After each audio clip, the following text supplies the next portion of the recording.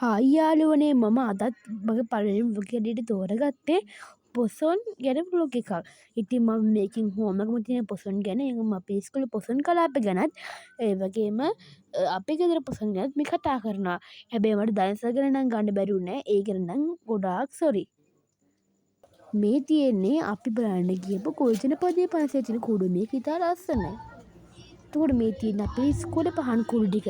මේක නම් ගොඩක් ලස්සන කුඩුවක්. හැබැයි ඒක තිබ්බ වසර ගැන නම් මන් දන්නේ නැහැ.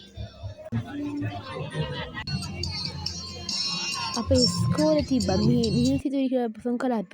ඒකේ පළවෙනි පත් කරන බඳුරු ගුණවර්ධන මහත්තයා. මොකද එයා තමයි අපේ ඉස්කෝලේ නිර්මාතෘවරයා.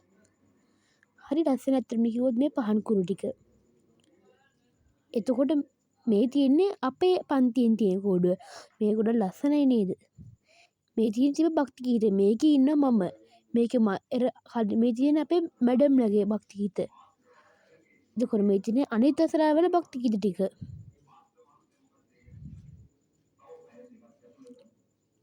එතකොට මේ තියෙන අපේ භක්ති ගීත කියන එක ඔකෙස්ට්‍රා එක. මේ තියෙන්නේ අපේ ගෙදර භක්ති ගීත. භක්ති ගීත නෙවෙයි මිහින්තලාව.